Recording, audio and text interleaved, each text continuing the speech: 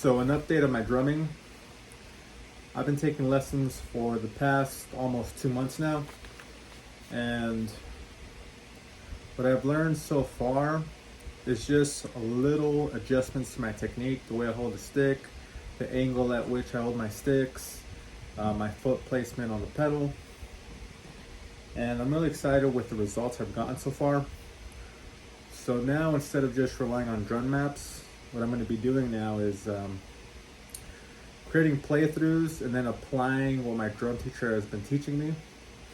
So I've also been learning how to read music in terms of the drums. So instead of like traditional music, the notes are placed on certain pitches. Here, the notes are placed on certain drum parts. So these are beats. And what I could use them is basically the same way I would use the drum libraries. Is I would go in there, select a beat, place it in there, select my time signature, whatnot. So I'm gonna go ahead and start playing these. And there's some that sound cool, like okay, this one beat, for example, let's just say this beat would sound good in a DSBM beat, this other one would sound good like a punkish D beat. So what I'm gonna do is keep on practicing these beats and specifically select which ones sound good in a certain context, and then just start playing riffs over them. I already have music written down, as you may have seen from my latest live video. It's a pretty standard atmospheric black metal riff. The cool thing is that I'm playing the same riff but different octaves apart. So I start off with like a super high pitch eerie octave, then I go down to a bassier octave, and it just makes the soundscape that much more epic. And for that playthrough, the main concept that's going to be highlighted is playing the same riff but different octaves apart. You can do that in your own songwriting to spice things up a bit. And for that one, it's going to be more of a traditional straightforward blast. What I've noticed with my blasting, it's improving a lot better in terms of how I hold a stick. So how I was traditionally, or not traditionally, how I was first holding my stick before lessons is I'm gripping it with this knuckle right here. I used to grip it like this. My hand used to be a little bit more higher up, and I used to just be right here. And the thing with this, also, the stick would line up vertically with my palm. So the problem with this is it's going to require a lot more work, more wrists. There's really no fingers involved. So what my drum teacher taught me is to hold my stick instead of with this second knuckle, with this first knuckle. So now I'm holding it like this, and then I'm holding it more to the bottom of the stick, so I have all of this leverage, because before I would allow myself to slide up and keep playing, and as you notice, there's less leverage as you go up. So holding it down here from the base really gives you more leverage. Another thing besides holding it with the first knuckle is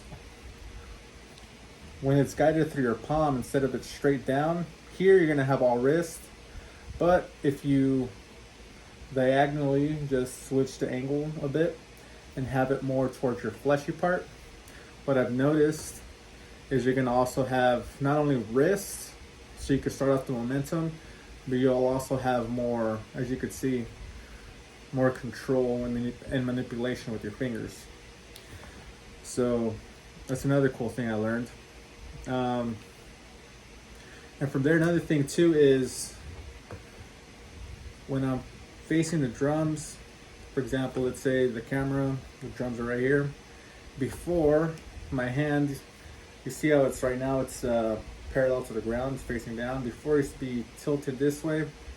Here would cost a little more work, so my drum teacher told me to face my palms a little bit more, so it's more wrist and I get more fingers as well. So the main concept is holding it with the first knuckle, and then also make sure the stick is placed diagonally to my palm for the fleshy part, so I have more access to the finger, palms down. And yeah, that's my drum update. This is more of just a conversational video. I'm doing my best right now to put out this next playthrough. I've been busy with school, work, learning programming. I have a trip planned out for November, hopefully in London. So if any guys are in London and want to hang out, post it in the comment section. That's in November this year, hopefully. Still not for sure, but I'm planning on it. I'm gonna go to a conference that's going to be based on audio development. So anything that has to do with like audio plugins, music for video games, audio in general, and the technological side. So basically what I want to do with my computer science, computer engineering degree is learn how to program software for musicians and audio in general, digital signal processing. So that said, guys, cheers. Oh, and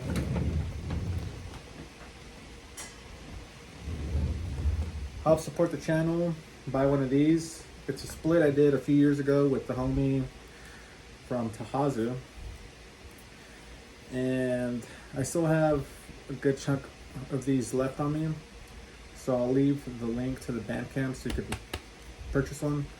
That said, cheers, have a good weekend, and I'll keep you guys posted on the new playthrough.